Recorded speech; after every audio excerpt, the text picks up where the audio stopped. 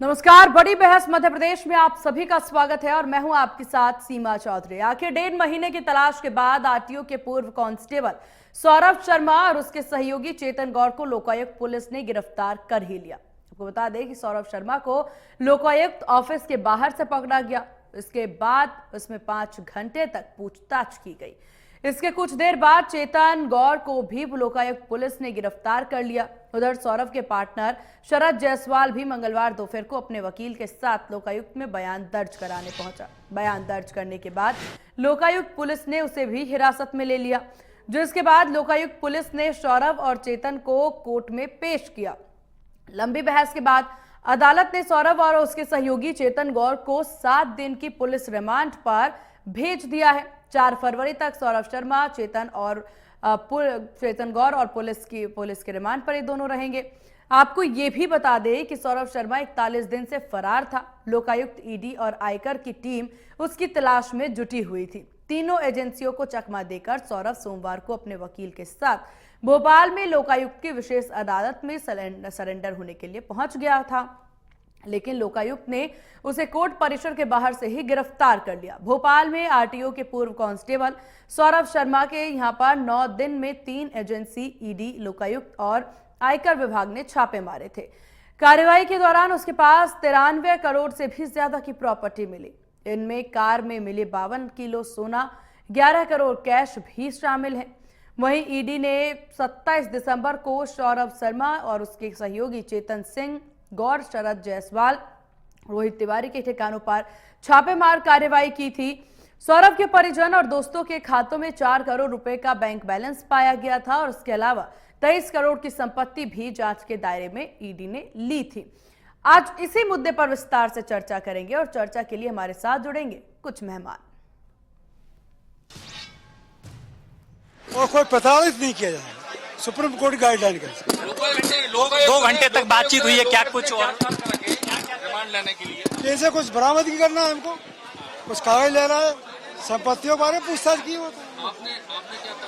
आपने कहा इससे कोई बरामदगी नहीं हो रहा है, सारे कागज जब्त कर चुके हैं, सोना कर रही है, गाड़ी इसकी नहीं है और ओपन रिकवरी, तो ओपन रिकवरी में इसको मंजूर नहीं बनाया जा सकता। जमीनों की भी बातचीत की गई है कि जमीनों की भी बातचीत की गई थी कि कई जमीनें आई हैं, प्रॉपर्टी के डॉक्यूमेंट्स कहाँ से किसके जांच एजेंसी करेगी।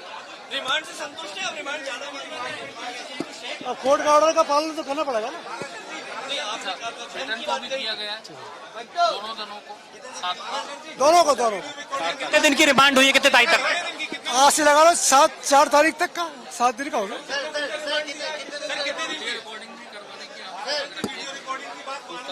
रखी है वो, अभी कोर्ट का मेरा पूरा ऑर्डर पड़ा नहीं है। क्या सर आपको लगता है सौरभ को अभी भी किसी से खतरा है, क्योंकि आपने बार बार इन चीजों का जिक्र किया था? खतरा तो उसको है, लेकिन उसकी सुरक्षा की व्यवस्था भी इन लोगों ने की है। आपने आपत्ति जताई थी 7 दिन की रिमांड क्यों होना चाहिए? आप कह रहे थे इससे कोई बरामदगी होना नहीं है, जब्ती होना नहीं है, जो जब्त करा छापा मार के ले गए। अब तो केवल पूछताछ करना है, तो हम तो वैसे ही हाजिर हो रहे थे पूछताछ करने के लिए। कहाँ से चांदी आई, कहाँ से? चलिए चर्चा की शुरुआत कर लेते हैं। हमारे साथ प्रियंका दुबे जी, बीजेपी प्रवक्ता, और हिमानी सिंह, कांग्रेस प्रवक्ता हमारे साथ हैं। आप दोनों मेहमानों का बहुत स्वागत है इंडिया न्यूज मध्य प्रदेश छत्तीसगढ़ पर। चलिए हिमानी जी, शुरुआत आप ही से कर लेते हैं, क्योंकि यहाँ पर तमाम विपक्षी दलों को भी बड़े लंबे समय से इंतजार था कि कब गिरफ्तारी होगी, कब सौरभ शर्मा सरेंडर करेगा, और अब वो तस्वीरें देखने को मिल रही है। जी बिल्कुल, सौरभ शर्मा ने सरेंडर किया और गिरफ्तारी हो गई। अब बहुत सारे राज खुलने बाकी हैं, बहुत सारी डायरियां जो हैं वो खुलनी बाकी हैं, और बहुत सारे चेहरों से मुखौटे उतरने बाकी हैं। बस अब इंतजार है कि कब ऐसा हो पाए। बस डर इस बात का है कि ये सब होने से पहले कहीं, जैसे विकास दुबे कानपुर वाले का रास्ते में गाड़ी एक्सीडेंट हो गया था और एनकाउंटर में उसको मार गिराया गया था, उस तरह की कोई घटना ना हो जाए। चेहरों पर जो सफेद पोश लोग हैं वो अपने चेहरों से नकाब उतारने के डर से ऐसी कोई चीज ना करवा दें, बस इसी बात का डर है। और सभी चाहते हैं, मध्य प्रदेश और पूरे देश का हर व्यक्ति यही चाहता है, आप और हम सब यही चाहते हैं कि सौरभ शर्मा के पीछे जो भी लोग हैं, जो बड़े लोग हैं जिनके हाथ उसके सर पर था, उन सबके चेहरे बेनकाब हो जाए। जी चलिए ठीक है, प्रियंका दुबे जी क्या कहेंगे आप हिमानी सिंह जी के इस डर को लेकर? नमस्कार। सर्वप्रथम तो आज अगर हम बात करें जिस चर्चा पे हम बैठे हैं, ये बात है करप्शन को लेकर के, जिस पे जीरो टॉलरेंस की पॉलिसी को लेकर के माननीय मोहन यादव जी की सरकार और माननीय मोदी जी की सरकार सदैव कार्य करती आई है, और ऐसे किसी भी क्रिमिनल को बख्शा नहीं जाएगा, इसके लिए सदैव प्रयासरत रहे हैं। सौरभ शर्मा जो इतने समय से अगर हम बात करें प्रकरण में फरार थे, अगर वो पकड़ाया है तो निश्चित है सारे भेद खुलेंगे, और जितने भी इस प्रकार के जो संलिप्त लोग पाए जाते हैं उनके ऊपर भी उतनी ही मतलब कर्मठता के साथ कार्रवाई की जाएगी जितनी मुस्तैदी से अभी तक हमारा प्रशासन कार्य कर रहा है। आगे भी इसी प्रकार की मुस्तैदी दिखाई जाएगी और करप्शन के इस जड़ को पूरी तरीके से खत्म किया जाएगा। चलिए, यही उम्मीद जाहिर की भी जा रही है प्रियंका जी, लेकिन जिस तरह से अब हिमानी जी देखा जाए कि सौरभ शर्मा की गिरफ्तारी हो गई है, अब और भी कई सारी ऐसे परत हैं जिस पर सबकी निगाहें टिकी हुई हैं कि वो खुलती नजर आएंगी। कांग्रेस के द्वारा कई तरह से इल्जाम लगाए जा रहे थे, फिर लाल डायरी की बात कर ली जाए और तमाम चीजों की बात कर ली जाए, क्या लग रहा है अब आपको इन गिरफ्तारी से?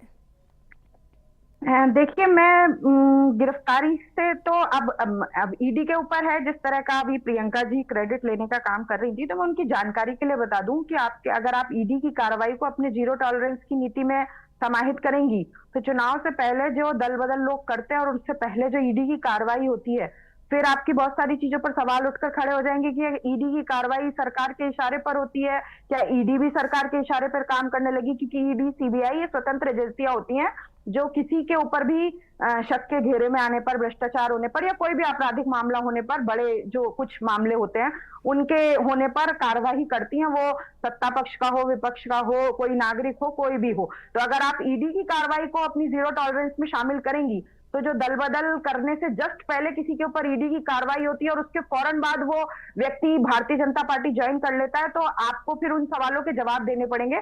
तो थोड़ा सत्ता पक्ष की प्रवक्ता होने के नाते थोड़ा सोच समझकर बोलें कि आप ईडी की कार्रवाई का श्रेय ना लें। बस हाँ, ये कहा जाता है, पर आप ले ही रही हैं तो मैं बोलना चाहती हूँ कि पहले से भी ऐसा ईडी के द्वारा लुकआउट नोटिस एक जारी किया गया था कि सौरभ शर्मा पर नजर रखी जाए। तो फिर अगर सरकार की आप जीरो टॉलरेंस की नीति के बारे में बात करती हैं, तो उसके विदेश आने जाने के बारे में सरकार को जानकारी क्यों नहीं थी? क्यों उसके जाने आने पर नजर नहीं रखी गई जब लुकआउट नोटिस ईडी के द्वारा जारी किया गया था? और अगर आप इसको जीरो टॉलरेंस में मानती हैं, तो फिर आप लोगों को नजर रखनी चाहिए थी और अभी तक इतने दिन बाद उसको सरेंडर नहीं करना चाहिए था। उसको आपकी जानकारी के आधार पर, आपके सहयोग के आधार पर गिरफ्तार कर लिया जाना चाहिए था इससे बहुत पहले। तो मेरा ये सवाल है कि बहुत सारी चीजें शक के घेरे में हैं। अभी 7 दिन की रिमांड, इसके बाद रिमांड बढ़ाई जानी चाहिए और एक एक व्यक्ति जो भी उसके पीछे है, जो लोग भी उसके, जितने भी बड़े बड़े वरिष्ठ नेताओं के, बड़े लोगों के जिनके नाम अभी तक सामने आए हैं, वो लाल डायरी है, उसके सभी के राज खुलने चाहिए और देश की जनता के सामने पूरी असलियत सामने आनी चाहिए। जी प्रियंका जी। मेरी प्रज्ञावान बहन शायद न्यूज कवरेज को एक बार ध्यान से सुन लीजिए। उसमें स्पष्ट कहा है कि सरेंडर करने से पहले ही गिरफ्तार कर लिया गया। तो गिरफ्तारी की गई है, सरेंडर नहीं किया है उस इंसान ने। अपराधी गिरफ्तार किया गया है और उसके बाद में पीआर पे यानी पुलिस रिमांड पर उसे भेजा गया है। और जिस निष्पक्षता से प्रशासन ने काम किया है, तो जिस ईडी की जानकारी के लिए बात कर रही हैं कि जो दल बदल के पहले जिन भी लोगों के ऊपर कार्रवाइयां की गई हैं, उनके मामले भी आज विचाराधीन है। न्यायिक प्रक्रिया उनके ऊपर भी चल रही है। कोई भी न्यायिक प्रक्रिया कभी भी बंद नहीं होती है जब तक कि उसकी कार्यवाही पूरी तरह से नहीं की जाए। जब तक कि वो जुडिशक्शन में चलेगा तब तक मामला चलेगा, चाहे फिर वो भारतीय जनता पार्टी का सदस्य बन के कार्य करे अथवा किसी और अन्य दल में चले जाए, इससे कोई फर्क नहीं पड़ता है, क्योंकि वो स्वतः अपनी स्वायत्त संस्था है। वो अपनी कार्रवाई पूरी तरीके से और पूरी निष्ठा के साथ कर रही हैं। तो हमें उनके ऊपर पूरा विश्वास है। जिस तरीके से उन्होंने सौरभ शर्मा को अरेस्ट किया है, वो जिस तरीके से परत दर परत हर एक चीज को जांच के घेरे में लिया जा रहा है और जिस निष्पक्षता से वो कार्य कर रही है, इसके ऊपर हम उनके ऊपर गर्व करते हैं। और ये एक बहुत अच्छा विषय है कि आज इस तरीके से ऐसे अपराधियों को पकड़ा जा रहा है। और इनके माध्यम से मैं निश्चित तौर पे ये बात कहती हूँ कि जिनके भी नाम इसमें संलिप्त पाए जाते हैं, चाहे वो मंत्री हो, चाहे वो संतरी हो, चाहे वो भारतीय जनता पार्टी के कार्यकर्ता हो, चाहे वो अन्य दल के भी अगर व्यक्ति हो, तो उनके ऊपर भी उतनी कठोरता से कार्रवाई की जानी चाहिए जितना दूसरों पे की जाती है। हालांकि देखिए हिमानी जी ये कहती नजर आ रही थी प्रियंका जी कि क्रेडिट लेने की बात पर, जिस तरह से आपने अभी यहाँ पर अपनी बात चर्चा की शुरुआत प्रधानमंत्री और सीएम की सराहना करके दी, उसके बाद हिमानी जी कहती नजर आ रही हैं कि अगर सीबीआई के कार्य को आप अपने पार्टी की सराहना मानते हैं, तो जब दल बदल की राजनीति हो रही होती है और उस टाइम ईडी सीबीआई का छापा पड़ रहा होता है, तो वो क्रेडिट भी आपको लेना चाहिए। कहने का तात्पर्य ये था। क्रेडिट की अगर हम बात इसलिए करते हैं क्योंकि ये हमेशा ईडी सीबीआई आईटी इनको वेपन हमेशा ये सत्ता का बताते हैं। हमेशा ये लोग कहते हैं कि हमारे खिलाफ ये लोग उसको इस्तेमाल करते हैं। तो जब वो कार्यवाही कर रहे हैं उनकी प्रशंसा भी हम करेंगे, निश्चित तौर पे करेंगे। अगर वो संस्थाएं जब बिल्कुल निष्पक्षता से कार्य कर रही है, बिल्कुल निर्भीक होकर के कार्य कर पा रही है, तो इसका क्रेडिट तो जाएगा उस शासन को जो उनको निर्भीकता प्रदान कर रहा है। तो निश्चित है कि उनको क्रेडिट मिलना चाहिए और हम लेंगे उस चीज का क्रेडिट, क्यों नहीं लेंगे। जब वो निर्भीक होकर के कार्य कर रही है, ऐसा नहीं है कि वो सिर्फ एक व्यक्ति पे कर रही है। आप उठा करके देख लीजिए, जिनकी भी उनको अगर मार्किंग की जाती है करप्शन के लिए, तो खुद प्रधानमंत्री मोदी जी ने कहा है कि ना मैं खाऊंगा ना खाने दूंगा। और इन्हीं से चीजों की अगर हम बात करें तो बैरियर्स आज अगर जिसको कहा जाए, लोगों ने कहा कि जितने भी बैरियर्स हैं आरटीओ डिपार्टमेंट के वो कभी बंद नहीं किए जाएंगे, परंतु गुजरात गवर्नमेंट ने भी बंद किया और मध्य प्रदेश शासन ने भी बंद किया। तो क्यों ना हम इस सब चीजों को क्रेडिट लेंगे। जीरो टॉलरेंस की पॉलिसी है, करप्शन मुक्त समाज की हम लोग कल्पना करते हैं और उसकी स्थापना करने के लिए अग्रसर है। तो निश्चित तौर पे मोदी जी और मोहन यादव जी इसके साधुवाद के लोग प्रशंसा करते हैं और साधुवाद देते हैं। ठीक है हिमानी जी। शायद प्रियंका जी सवाल समझ नहीं पाई आपका और मेरा। मैं ये कहना चाहती हूँ कि अगर आप इस चीज का क्रेडिट दे रही हैं तो इसका मतलब आप इस बात का भी क्रेडिट लेना चाहेंगी कि दल बदल से अचानक पहले विपक्ष के नेताओं पर ईडी सीबीआई की कार्रवाई होती है और उसका परिणाम ये होता है कि उसके बाद वो सत्ता की जो पार्टी है भारतीय जनता पार्टी, उस समय उसको ज्वाइन कर लेते हैं। तो फिर उसका भी आप श्रेय लेंगी कि ईडी सीबीआई जो है वो आपकी जीरो टॉलरेंस, आप जिसको सो कॉल्ड कहती हैं अपराधियों को पकड़ने की, और जो लोग आ जाते हैं फिर अभी कई समाचार पत्रों ने बताया कि अजीत पवार हो चाहे बड़े बड़े नेता हों जिनके ऊपर दल बदल करने के बाद कोई खबर अपडेट नहीं है कि उनके ऊपर जो इतने बड़े बड़े आपराधिक मामले चल रहे थे, भ्रष्टाचार के मामले चल रहे थे, वो कहाँ चले गए, उनके बारे में कोई उनसे पूछताछ नहीं की जा रही है जब उन्होंने आपकी पार्टी को ज्वाइन कर लिया। और जब वो विपक्ष में होते हैं तब आप उनके ऊपर बड़े बड़े भ्रष्टाचार के आरोप लगाते हैं। मेरा एक सवाल था, मैं चलिए आप उसको छोड़िए, आप नहीं दे पाएंगी उसका जवाब।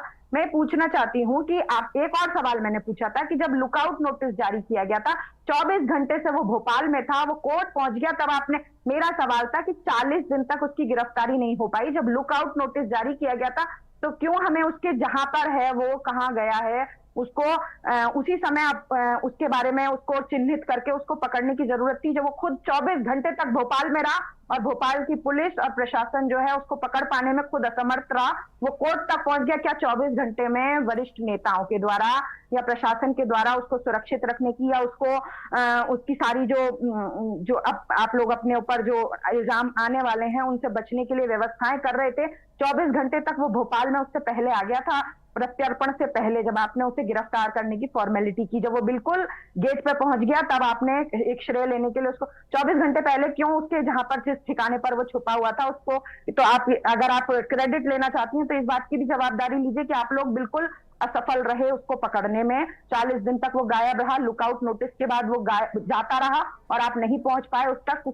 वो खुद इंडिया आ गया और इंडिया आने के बाद भोपाल में 24 घंटे पहले आ गया और जब वो कोर्ट पहुंचा तब एक फॉर्मेलिटी कर दी गई। आप और हम और जनता सब जानती है ये किस तरह की एक व्यवस्था है और इसी चीज का कांग्रेस को डर है कि बहुत संभावना पाई जाती है। और एक कांग्रेस पार्टी आपके चैनल के माध्यम से डिमांड भी करती है कि जो भी उसकी पूछताछ की वीडियो रिकॉर्डिंग हो वो सार्वजनिक की जानी चाहिए, क्योंकि हमें अंदेशा है कि उस रिकॉर्डिंग में बहुत सारे ऐसे राज होंगे जो बहुत लोगों के लिए खतरा साबित होंगे और उनको छुपाने की कोशिश की जाएगी। ठीक है प्रियंका जी। मैंने बहन के सवाल को बहुत ध्यान से सुना था। मैंने बिल्कुल ईमानदारी से कहा था कि जिनके ऊपर ईडी सीबीआई आईटी की जो कार्रवाइयां चल रही हैं वो प्रकरण आज भी न्यायालय में विचाराधीन है और उनके ऊपर कार्रवाइयां की जा रही हैं स्वायत्त संस्थाओं के द्वारा। किसी भी कार्रवाई को स्टॉप नहीं किया गया है। जैसे आपने उदाहरण के तौर पर अजीत पवार जी का नाम लिया है, तो उनके ऊपर भी जो कार्रवाई चल रही है वो आज भी चल रही है। और मैं फिर भी ये बात को कहती हूँ निष्पक्षता के साथ, अपनी पार्टी की तरफ से वे प्रबलता से बात रखती हूँ कि अगर इस प्रकार के प्रकरण आपकी जानकारी में है और आपको लगते है कि वो बंद हो गए, तो आप लोग उसको सार्वजनिक करिए, उनके ऊपर कार्रवाई की डिमांड कीजिए। आप लोग क्यों शांत बैठे हैं? अगर आपको ऐसा लगता है कि वो प्रकरण बंद कर दिए गए या उनके ऊपर अब कार्रवाइयां नहीं हो रही है, तो आपके शासन से, अगर आपकी पार्टी से निकल के लोग इस डर से भारतीय जनता पार्टी को ज्वाइन कर लिए, तो मैं तो कहती हूँ कि आप लोग उनका पर्दाफाश कीजिए, लाइए आप साक्ष्य सामने, मीडिया के सामने रखिए। आजकल तो इतने माध्यम हो चुके हैं कि न्यायालय में आप लोग प्रस्तुत कर सकते हैं, सोशल मीडिया पे रख सकते हैं, प्रिंट मीडिया पे रख सकते हैं, इलेक्ट्रॉनिक मीडिया पे रख सकते हैं। आप लोग उनके ऊपर सवाल क्यों नहीं खड़े करते? इतने सारे लोग कांग्रेस छोड़ करके भारतीय जनता पार्टी पे आ गए, आप सबका पर्दाफाश कीजिए। ये और आसान होगा क्योंकि वो आप लोग के साथ इतने समय तक कार्य किए, तो आप तो की हर नस नाड़ी से वाकिफ होंगे। आप लोग क्यों शांत बैठे इतने लोगों के नाम से? कितने सारे लोगों ने भारतीय जनता पार्टी ज्वाइन करी, आपको तो सबके ऊपर कार्रवाई करवानी चाहिए, आगे रहकर के उनकी पर्दाफाश करवाना चाहिए। कांग्रेस पार्टी क्यों मौन? दूसरा, आपने जैसे कहा कि 24 घंटे से, क्योंकि पुलिस और प्रशासन तो ये साफ कह रहा है कि जैसे ही उन्हें सूचना मिली उन्हें गिरफ्तार कर लिया, जैसा कि प्रशासन ने कहा है, स्पष्ट कहा है। तो मैं प्रशासन के साथ ही जाना चाहूंगी क्योंकि प्रशासन पूरी मुस्तैदी से कार्य कर रहा है। तो अगर आप लोग की जानकारी में था तो आप लोग को 24 घंटे पहले हल्ला कर देना चाहिए था। क्यों नहीं आप लोग ने हल्ला करवाया आपकी तरफ से कि सौरभ शर्मा यहाँ छुपा हुआ है, यहाँ पर है? आप लोग जो इसे कह रहे हैं कि 24 घंटे पहले वो भोपाल आ चुका था, यानी आपकी जानकारी में था, विपक्ष शांत बैठा था, आप लोग ने हल्ला क्यों नहीं किया? आप लोग उसकी गिरफ्तारी और सरेंडर का क्यों इंतजार करते रहे? मैं उसी स्टेटमेंट के साथ जाऊंगी जो प्रशासन ने जानकारी दी है। मुझे प्रशासन की कार्रवाई के ऊपर पूरा विश्वास। ठीक है हिमानी जी। जी, पहली बात, कांग्रेस पार्टी कोई प्रशासनिक संस्था नहीं है जो किसी को गिरफ्तार करे या हल्ला करे। प्रशासनिक पार्टी और मीडिया के हवाले से खबर मिली है कि वो 24 घंटे पहले भोपाल में आ गया था। और प्रियंका जी, मैं भी बोल सकती थी, आपकी बात पे मैं भी बोल सकती थी, खराब होगी डिबेट। अगर फिर यही परंपरा नहीं है तो ठीक है, आप बोलेंगी तब मैं भी बोल लूंगी, ठीक है। तो अगर आप इस चीज को इसका क्रेडिट लेना चाहती हैं तो कहीं ना कहीं ईडी और प्रशासन की मुस्तैदी के ऊपर सवाल उठता है कि 24 घंटे इतना बड़ा अपराधी जिसके बारे में पूरा देश एक सकते में आ गया था कि एक ऐसी सोने के खदान, सोने के कबूतर बनाए जा रहे हैं मध्य प्रदेश में, आपके शासनकाल में उसकी नियुक्ति हुई। आपके शासन के 12 साल में वो इतना बड़ा करोड़पति, अरबपति बन गया। आपके नगरी ये राजस्व के मंत्री उसमें नियुक्तियां कर रहे हैं। आप लोग उसके पिता की अनुकंपा नियुक्ति में उसको अलग विभाग उसकी मर्जी का दे रहे हैं, उसके पसंद के क्षेत्रों की उसको नियुक्ति दे रहे हैं। तो आप कहीं ना कहीं सवालों के घेरे में तो आप लोग भी हैं। आप ये बात कर रही हैं कि कांग्रेस पार्टी को हल्ला कर देने की मीडिया हाउसेस के हवाले से खबर मिली है कि वो 24 घंटे पहले से भोपाल में था। तो ये कहीं ना कहीं मुस्तैदी के ऊपर सवाल उठाता है और 24 घंटे में क्या क्या हो गया होगा, क्या व्यवस्थाएं बनाई होगी, ये सवाल खड़ा होता है। सवाल उठाने का काम विपक्ष का है, विपक्ष उठाएगा। आप बता दीजिए, अजीत पवार या जो इस तरह के बड़े नेता हैं, जो चाहे हरियाणा के चौटाला जी हो, चाहे जो आपकी पार्टी ज्वाइन करने के बाद कौन सी ऐसी अपडेट आ गई कि ईडी ने उनके खिलाफ ये कार्रवाई कर ली? आप कहते रहते हैं क्योंकि आपने एक नस दबा के रखी हुई है उनकी। हम तो विपक्ष में है, हम तो ऐसी कोई कार्रवाई नहीं कर सकते और आप कह रही हैं हल्ला करिए। तो मैं बोल तो रही हूँ, मीडिया चैनल के इतने बड़े, इतने प्रतिष्ठित न्यूज चैनल के हवाले से बोल रही हूँ कि वॉशिंग मशीन का काम करते हैं आप। आपकी जो विपक्ष में होते हैं वो बड़े अपराधी होते हैं और आपके यहाँ उप मुख्यमंत्री, मुख्यमंत्री हिमंत बिस्वा, क्या कार्रवाई हो रही है उनके ऊपर? कौन सा मामला चल रहा है? क्यों आप, अगर आप मानती हैं कि उनके ऊपर इस तरह की कार्रवाई, जब वो विपक्ष में थे और वो भ्रष्टाचारी थे और वो अगर बहुत सारे ऐसे मामलों में लिप्त थे, तो क्यों आपने उन्हें मुख्यमंत्री जैसा जिम्मेदार पद दे दिया? कि आपको बिल्कुल डर नहीं लगा कि अभी भी वो इस तरह का भ्रष्टाचार करेंगे जो इस तरह के मामलों में लिप्त व्यक्ति था? कि आप लोगों के लिए सत्ता इतनी जरूरी हो गई है कि कोई भी हो, बस हमारे यहाँ आ जाओ, पार्टी ज्वाइन करो, हम आपको वॉशिंग मशीन में धोके, और ये सब सिर्फ फॉर्मेलिटी के लिए चलते रहेंगे, धीरे धीरे खत्म हो जाएंगे? क्यों कोई अपडेट नहीं है? और जब कोई वो व्यक्ति विपक्ष में होता है तो किसी नॉर्मल इंसान के ऊपर भी जो विपक्ष में होता है उसकी ईडी कार्रवाइयों के बारे में आप इतनी चिल्ला चिल्ला कर बोलते हैं। क्यों हिमंत बिस्वा के बारे में नहीं बोल रहे हैं? क्यों आप अजीत पवार के बारे में नहीं बोल रहे? मैं बोल रही हूँ ना, आप बोल रहे हैं हल्ला करिए, मैं बोल रही हूँ क्या अपडेट हो रही है उनके ऊपर? जो आपने मामले लगवाए थे, ईडी सीबीआई ने जो कार्रवाई की थी, उनमें क्या अपडेट है? क्या गिरफ्तारी हो रही है? क्या कार्रवाई हो रही है? क्या उस उसके बाद उनके पास से आपको जानकारी मिल रही है। क्यों ऐसा हो जाता है कि सत्ता पक्ष में आने के बाद मुख्यमंत्री उप मुख्यमंत्री जैसे जिम्मेदार पदों पर, अब वहां पे वो कितने बड़े बड़े भ्रष्टाचार ठीक है प्रियंका जी, ठीक है हिमानी जी, मन में नहीं आना चाहिए जी। ठीक है जी प्रियंका जी। हिमानी तब बोली, अच्छी बात है, एक जागरूक नागरिक होने के नाते आपका बोलना न्यायोचित है, परंतु धीरज साहू जिसके यहाँ 351 करोड़ रुपए पूरे नगद पाए गए, उस पे भी एक लाइन बोल लीजिए। बोल करवा लीजिए आप उसको भी, बीजेपी ज्वाइन, खत्म हो जाएगा वो भी मैटर। आप बोल रही थी, मैं सुन रही थी, अब आप भी सुन लीजिए। आपकी की कार्रवाई गांधी जी के, राहुल गांधी जी के ऊपर चल रही है, रॉबर्ट वाड्रा जी के ऊपर भी चल रही है, थोड़ा सा इनके ऊपर भी प्रकाश डालिए कि इन जैसों के लिए आपके मन में क्या विचार है। आप जिन आम आदमी पार्टी को अपने इंडिया गठबंधन के अंदर रखते हैं, अरविंद केजरीवाल जी, उनके ऊपर भी कार्रवाई चल रही है, उसके ऊपर भी 2 शब्द बोल लीजिए अगर आप करप्शन मुक्त समाज की बात करते हैं तो। लेकिन आप उनका सहारा लेकर के तो पार्टी बनाना चाहते हैं। अगर मैं बात करूं झारखंड के, अगर मुख्यमंत्री जी की, उनके ऊपर भी ईडी की कार्रवाई चल रही है। और अगर आप इतनी ही निष्पक्षता की बात करती हैं तो आम आदमी पार्टी और जो आपकी बात करते हैं, अगर हम झारखंड की बात करते हैं, आप वहां पर भी सहयोग लेकर के अपनी पार्टी को चलाते हैं। परजीवी कांग्रेस की अगर हम बात करें आज की डेट में, तो जिस तरीके से करप्टेड लोगों के साथ आप लोग खड़े हुए हैं, खुद आपके नेताओं के ऊपर जितने करप्शन के मामले चल रहे हैं, मैं कह रही हूँ ना। दूसरी चीज, शांति से सुन लीजिए, आपने क्या कहा कि हमारे शासनकाल में उसकी नियुक्ति हुई, बिल्कुल सही बात है, आपकी बात सही, पर इस बीच में 1.5 साल की आपकी कमलनाथ सरकार भी आई थी, जहां आपको लगा तब आप कार्रवाई कर सकते थे, तब आपने संरक्षण क्यों दिया ऐसे लोगों को? आप बताइए, आप उसकी नियुक्ति को उसी समय खत्म भी कर सकते। चलिए ठीक है, वक्त की थोड़ी सी कमी, ठीक है प्रियंका जी, जल्दी अपनी बात पूरी करिए प्लीज।